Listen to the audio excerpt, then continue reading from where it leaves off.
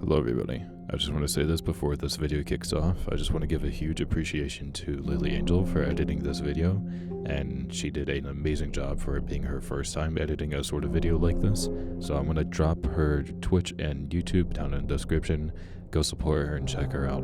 She did an amazing job, and again, thank you. I've also updated my Discord and my YouTube as well. I'm trying to get back into this again. So thank you guys for watching, and I hope you guys enjoyed the video. Thank you. Every time I stay at my grandma's house, I hear someone walking upstairs. It starts from one side of the room and casually walks to the other and stops. This will happen maybe twice a night. I didn't start hearing it until I was 14, when my grandparents made me start sleeping in a different room on the first floor, because they started sleeping in separate rooms. Regardless, both of their rooms were also on the first floor. Now, for a little backstory, I've always been afraid of the upstairs of their house. I don't know why, but it's always freaked me out.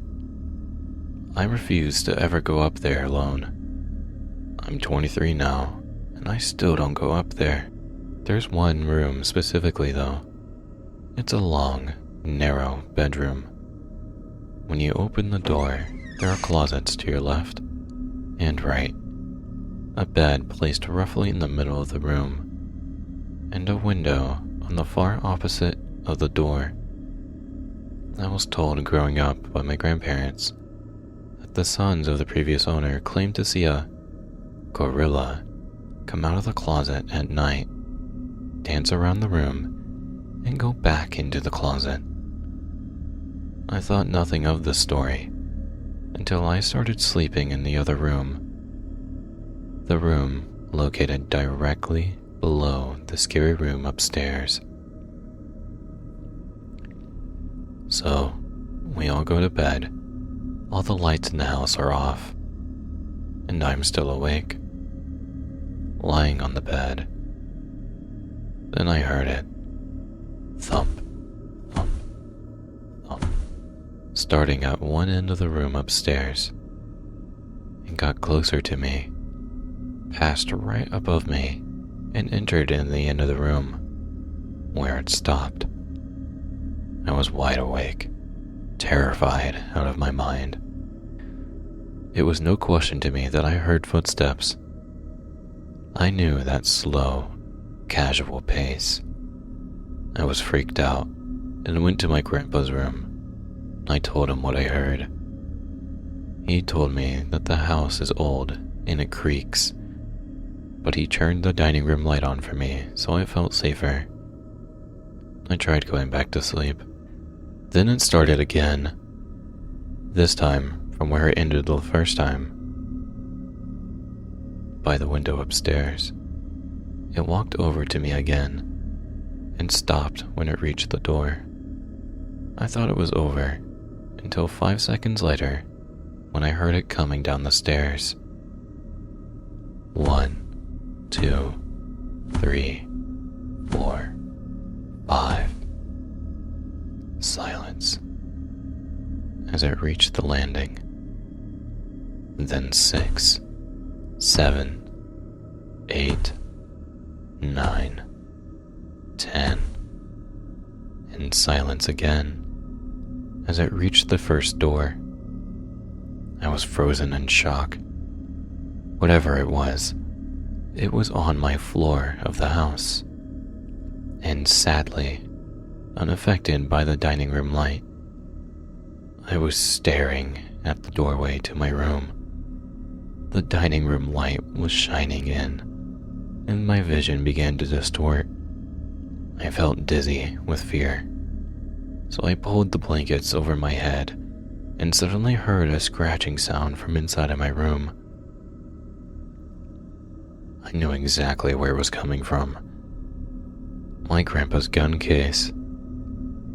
It was a very obvious sound, scratching on the wood, long scratches down the front of the gun case door. I could even hear the door ever so slightly tapping against the frame as each scratch began. I tried to scream, and I couldn't. I took a second to take a deep breath and let out a loud scream. In seconds, my grandpa made it to my room, and I was relieved. Needless to say, he still didn't believe me, so I did what any normal person would do. I draped a sheet over the side of the bed and slept underneath it. I wrapped myself in a tight comforter, put on my headphones, and turned my back to the door. There could be a party of ghosts in my room, and I wouldn't even know. That next morning, my grandpa told my grandma about what happened the night before. She said, "Oh, that's silly. You know, your cousin woke me up the last time she stayed here. She came in my room saying, 'I hear footsteps.' I slept with her in the bed for the rest of the week. I stayed there countless times since that happened, and I hear footsteps every time. I sleep on top of the bed now, but keep my back to the door and sleep with headphones on. I haven't heard it come down the stairs since that first night. But if it does, I don't want to know." My deaf son mimics sounds exactly 2 minutes before they happen. The doctor called it auditory processing lag. He said the new cochlear implant, the experimental one with the neural-linked processor, might take time to sink in with Danny's brain. He might hear a clap, the doctor said, snapping his fingers, and only react to it a few seconds later. It's like a bad Bluetooth connection. It'll pass. It didn't pass. He got specific. We were sitting in the kitchen on a Tuesday. Danny was coloring, his head bent low over a picture of a dinosaur. Suddenly, he stopped. He looked up at the ceiling and tilted his head, then made a sound. Thump, scrape. It was a perfect pitch mimicry, a saving thing. Even if he was totally deaf, he could still feel the vibrations and hum the exact note back to you. Now that he had that implant, the mimicry was photorealistic. I looked at him. "What was that, bud?" He pointed up. 2 minutes later, I timed it because I was staring at the clock, waiting for the oven timer. Then I heard it. Thump, scrape. It came from the upstairs neighbor, Mrs. Gabble, dragging a chair across the floor. I froze. The lag wasn't Danny reacting late. The lag was Danny reacting early. He was receiving an audio feed before reality even played the track. We tested it. It became a party trick just for me. Danny would make a whirring sound of the fridge compressor, and 2 minutes later, the fridge would kick on. He would mimic the chime of a text message tone, and 2 minutes later, my phone would light up. It was cool, and it was annoying. And then, it became terrifying. We were in the living room, and it was 9:40 p.m. The house was dead quiet. I was reading. Danny was playing with his Legos on the rug. Danny stopped. He dropped the red brick in his hand, his little shoulders tensed up, hiking towards his ears.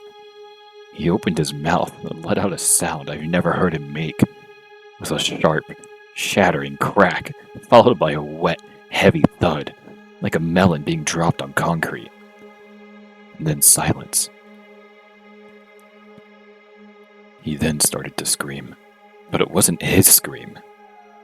He opened his mouth with a deep, guttural roar came out. It was my voice. It was me, screaming in a high-pitched, so high, and it terrified and scraped against my vocal cords just hearing it. "No, please, God, no!" And then another sound, a rhythmic, wet squelch. Chunk, chunk, chunk. I sat there, trembling in my hands. Danny? He didn't even look at me. He was staring at the front door. He mimicked the sound of a siren, distant at first, and then getting louder. I looked at the digital clock on the cable box. 9:41 p.m. I had less than a minute.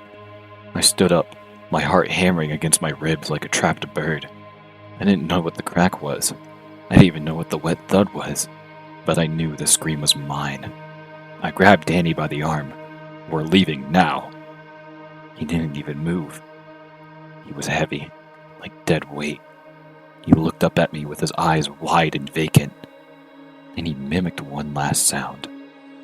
It was the click-clack of a shotgun slide. I recognized the sound. It was the sound of my own Mossberg, the one I keep locked in the safe in the garage. The safe only I knew the combination to. I heard the garage door open hum. Not from Danny, but from the garage. Someone was already inside. Then I looked at the clock. 9:42 p.m. The handle of the door leading to the garage began to churn. Danny covered his ears and closed his eyes. He didn't even want to hear it again.